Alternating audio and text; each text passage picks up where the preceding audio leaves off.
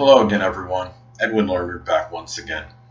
In this YouTube astrological segment, I'm going to be dissertating and talking about having a Gemini Sun and a Cancer Ascendant in a natal chart. Now, this combination can be, I want to say, moody to some degree, maybe a little bit temperamental, changeable, mercurial. You have the Cancer Ascendant can be temperamental, can be moody. Gemini Sun can be changeable and have a need for a lot of change in their lives. So I think you could see this as a changeable type combination.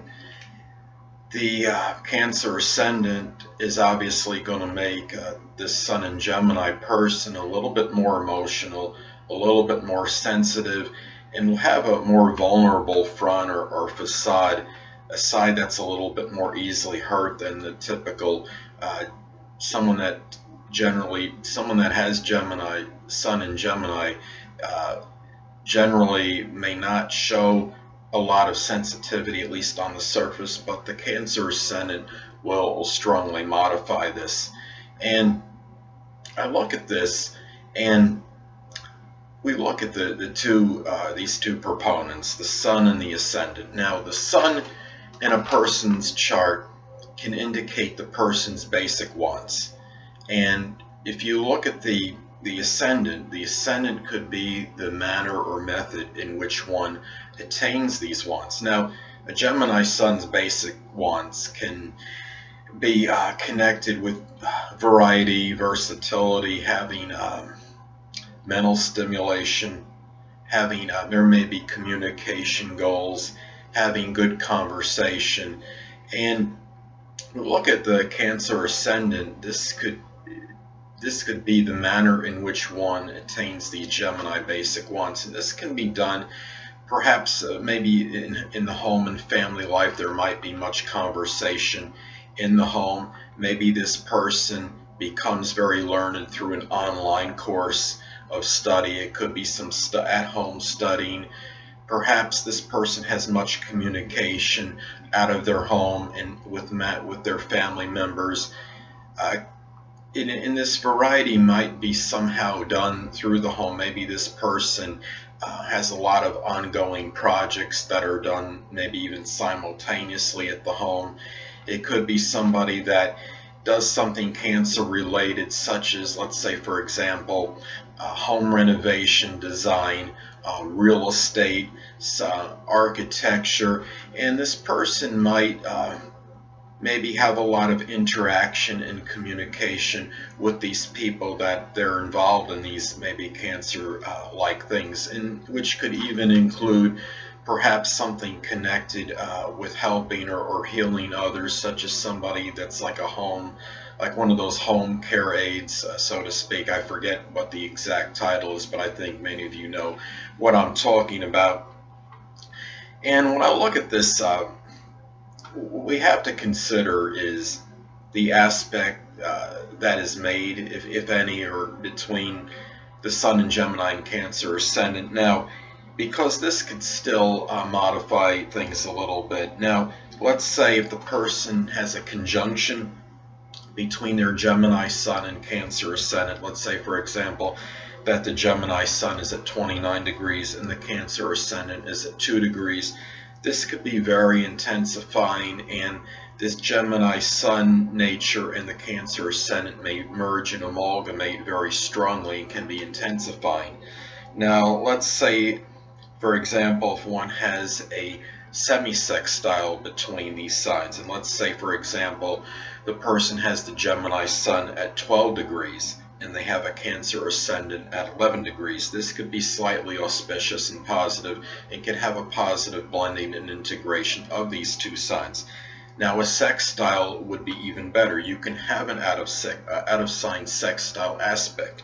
Let's say, for example, somebody has the Gemini Sun at 2 degrees and they have a Cancer Ascendant at 29 degrees. This could be auspicious and positive and have a very good blending, merging of these two signs and good integration of these two signs in their chart. Now, it's possible one could have a semi-square aspect take place between these two signs. Let's say, for example, somebody has the Sun in Gemini at 1 degree and a Cancer Ascendant at 15 degrees. This would form a semi-sextile aspect, which would be slightly adverse. And you might have a little conflict going on inside, and there might be a little bit exasperation, a little turmoil inwardly in there.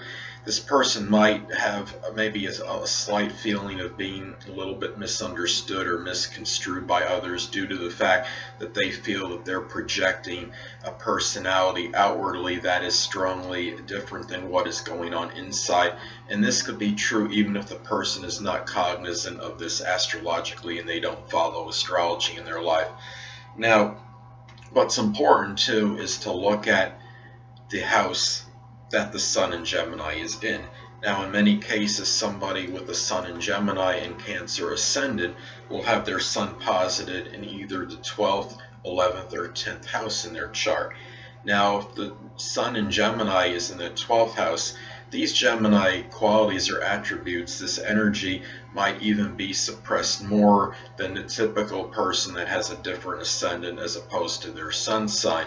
And this person may even more strongly resonate with their Cancer Ascendant as far as their attributes go and their outer personality and demeanor as opposed to the Gemini Sun. Now, but at the same time, the Gemini Sun could come out in private matters and seclusion, and this restlessness, this need for variety and activity might come out in 12th house matters. Now, if it's in the 11th house, this Gemini, this loquaciousness, this need for variety, this activity may come out in terms with their friends, perhaps in organizations, clubs with acquaintances, perhaps in their aspirations they have. Now, if the Sun in Gemini is posited in the 10th house, this Gemini need for variety, versatility, and this restlessness might come out strongly in matters pertaining to their career, and it could be matters perhaps with their public image as well. And they might 10th house also governs matters connected with people in authority and superiors, and there might, and this Gemini strong adaptability might come out in those matters. So, and also the Gemini loquaciousness and talkativeness may come out in those matters as well. Well, anyway, people, that'll conclude this YouTube astrological segment for having the Sun in Gemini and a Cancer Ascendant in a natal chart. And stay tuned next time, where I'll be dissertating and talking about having a Gemini Sun and Leo Ascendant in a natal chart. Two things I want to get with you on before I head out. Firstly, the stars may impel but do not compel. And secondly, never isolate any single astrological element, aspect, planetary placement, position, configuration, influence, or what have you, and make an analysis of a person, astrologically speaking, based on this alone, because astrologically speaking, the person is the sum of all their components in their natal chart and not just one. Until next time, people, stay well.